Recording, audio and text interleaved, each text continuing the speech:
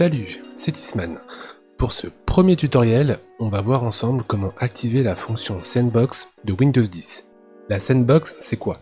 C'est un environnement virtuel dans lequel tu vas pouvoir exécuter des logiciels malveillants, dangereux ou bien des sites un peu douteux, sans craindre d'endommager ton système d'exploitation Windows 10. Il te faut quelques prérequis pour activer la Sandbox dans Windows 10. Le premier, il faut que tu aies une version de Windows 10 professionnelle ou entreprise d'une version de 19.09 ou ultérieure.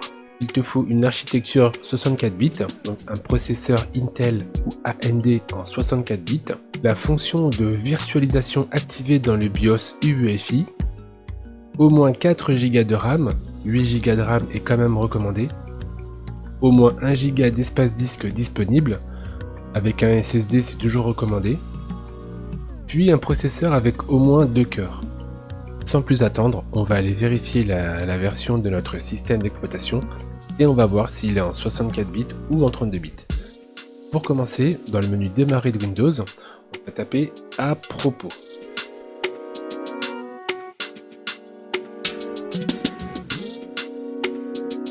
Voilà, ici on voit bien que j'ai un processeur 64 bits et un système d'exploitation professionnel en version 20H02. Je rappelle que le prérequis faut une version de Windows minimum 19.09. Une fois que j'ai du coup validé ces informations, là actuellement j'ai 8 Go de RAM, c'est mentionné en haut. Donc voilà, j'ai tout ce qu'il faut pour activer cette Sandbox. Donc pour l'activer, par défaut elle n'est pas activée la fonction, donc on va sur le menu démarrer, on tape ajout suppression de programme, voilà, ajouter ou supprimer des programmes. Dans la partie droite, vous cliquez sur programme et fonctionnalités, cette fenêtre s'ouvre, on va cliquer sur activer ou désactiver des fonctionnalités Windows. Voilà, on y vient. Donc on a le bac à sable Windows, donc vous le cochez et vous faites OK. Donc là, Windows installe, recherche les fichiers de prérequis et va procéder à l'installation, à l'activation de la fonction.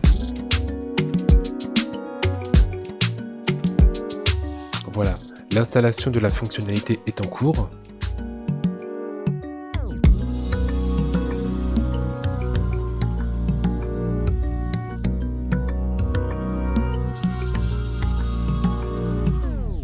Terminé.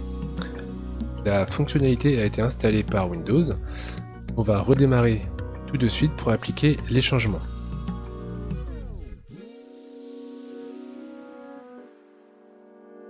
Voilà, donc là le PC redémarre. Voilà, le PC a redémarré. Je vais créer un fichier test ici. Vous allez comprendre pourquoi. Je l'appelle fichier test, il est vide, pas besoin de compléter le fichier davantage. Voilà, donc on récapitule, on a vérifié les prérequis pour installer la Sandbox, on a activé la Sandbox, on a redémarré le PC pour que Windows prenne en compte la nouvelle fonctionnalité. Ensuite, pour lancer la Sandbox, donc cliquez sur le menu démarrer, tapez Sandbox. Voilà, et vous avez l'application en premier choix. Cliquez dessus, vous patientez jusqu'au lancement de la Sandbox. Voilà, la Sandbox est lancée.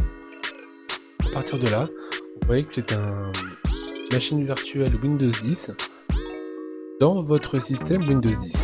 Donc, par exemple, là dans ma Sandbox, tout ce qui se passe dans la Sandbox n'affectera pas votre système Windows 10, votre PC, vos logiciels. D'ailleurs, vous pouvez remarquer qu'au lancement de la Sandbox, il ne récupère rien de ce qu'il y a sur votre bureau. Alors, c'est juste des paramètres de base. Il va mettre un navigateur internet et c'est tout. Si vous voulez Google Chrome ou Mozilla, téléchargez-le dans la Sandbox. Il faut savoir, c'est qu'au redémarrage de la Sandbox, si vous la fermez, vous la relancez, rien n'est sauvegardé. Il repart sur une nouvelle Sandbox à chaque fois. Là, je vais tester un site Je vais cacher l'URL volontairement pour ne pas que vous y allez. Hein. C'est une petite, un peu douteux avec des cracks, des serial. Et là, vous voyez que, hop, si ici je chope un virus, je m'en fiche, car le système est totalement imperméable à mon vrai système Windows 10. Il y a mes fichiers perso dedans. Voilà. On va faire un autre exemple. Donc ça c'était un site internet. Imaginez qu'on installe un logiciel pour tester. Manque de chance, le logiciel est infecté par un virus, donc pas de souci. La sandbox imperméabilisera votre PC. Les fichiers ne seront pas infectés. Vous pouvez faire du copier-coller. Par exemple, là sur mon bureau Windows 10, j'avais créé tout à l'heure un fichier texte, donc je peux le copier-coller. Clic droit, copier. Reviens sur la sandbox. Clic droit, coller. Voilà. Là, j'ai copié mon fichier dans mon environnement virtuel sandbox. Je peux l'ouvrir. Et voilà. Il n'y a pas de problème. Donc vous allez voir que là je vais arrêter la sandbox. On va l'arrêter, il n'y a rien de plus simple. Pour l'arrêter, donc vous cliquez sur le menu démarrer, arrêter, comme vous faites pour éteindre votre PC Windows 10 tout bêtement. Voilà, le bac à sable a été fermé. Je vais relancer la sandbox.